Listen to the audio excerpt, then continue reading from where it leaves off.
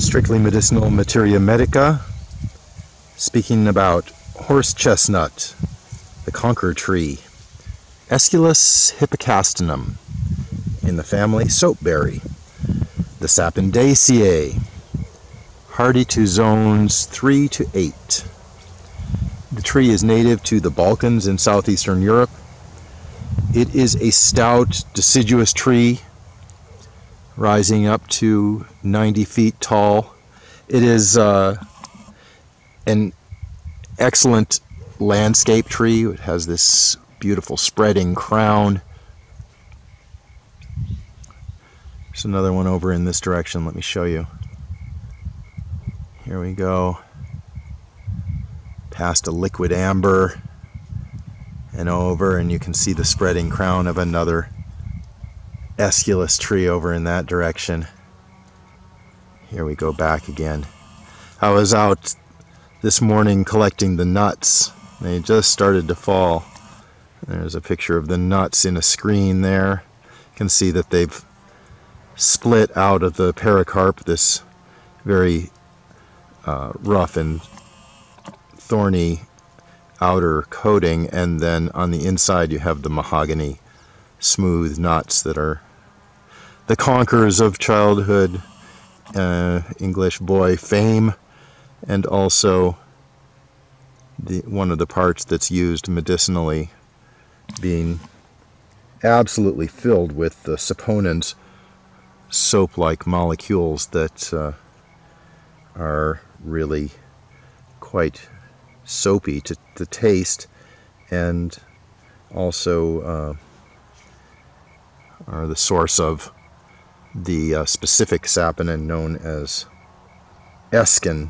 That's Aescin.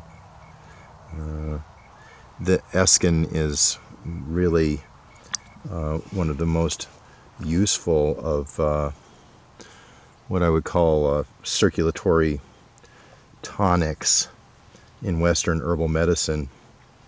You would make a tincture of the ripe seeds, and you take that internally as a tincture, or you would make a oily preparation like infused herbal oil of the seeds, or even the fresh or dried leaf, the bark of the twig, the bark of the root, or best yet, these resiny buds that are on the end of the branches.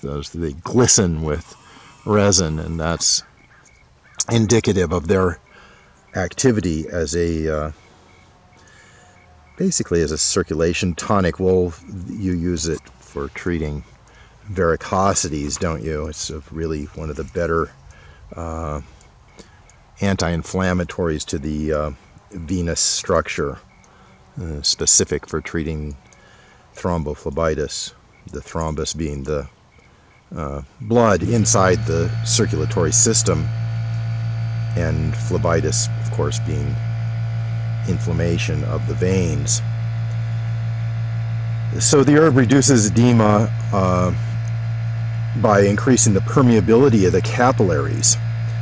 It's like soap to the capillaries, allows the reabsorption and healthy redistribution of liquids once held in the boggy tissues.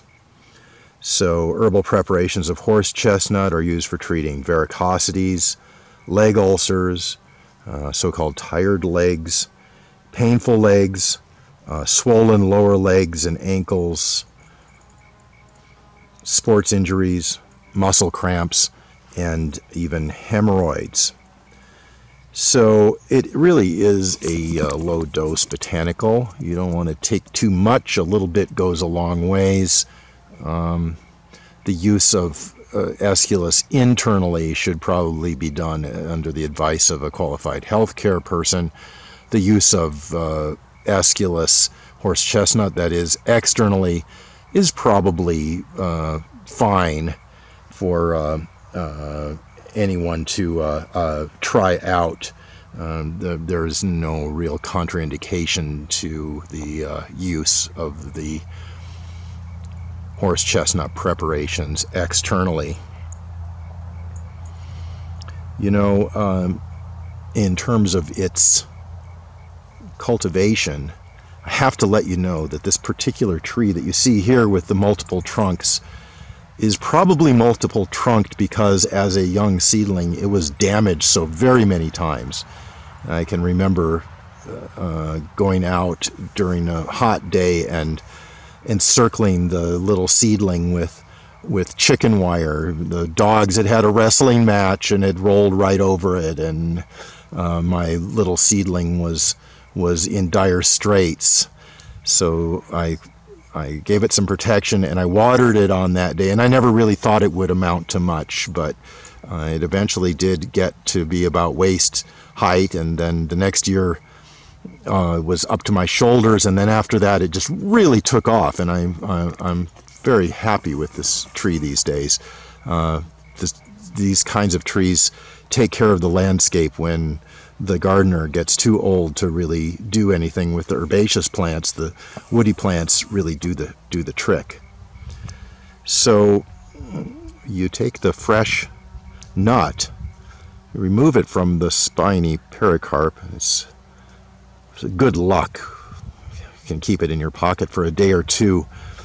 The mahogany skin of the nut is very, very attractive, and when you empty your pockets at the end of the day, you'll be finding that there's something really glorious in your pockets for a change, instead of old dirty pennies and bits of fuzz and a few leftover dried up crumbs of cheese from the cheese and crackers that you had to quickly stow when you were entering the stage to make your talk. You wouldn't want to spew cracker crumbs over the audience, now would you? So in any case,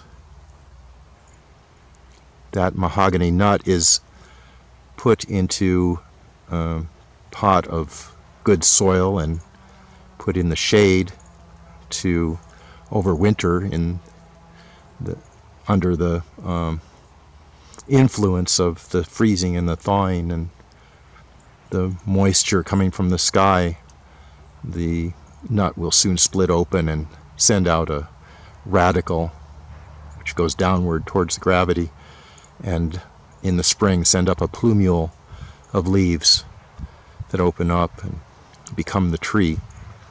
Another option is to put the fresh nuts into moist medium like coir or potting soil in a plastic bag in the refrigerator and keep it there through the winter months until the nuts split and start to germinate and throw their tail, and then they can be planted in gallon pots or even set into nursery beds or into place in the landscape.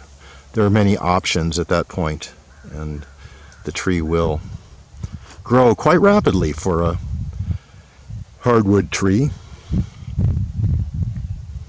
It's nice to have horse chestnuts around. They are the official type, better than the California chestnut for internal and external application for the Venus tonic aspect. Also not the same as the nearly extinct, or once nearly extinct American chestnut. It's not the same. Aesculus hippocastanum. Come to know it. Plant it on your farm, in your city landscapes. It will never fail to please. Make it a great day.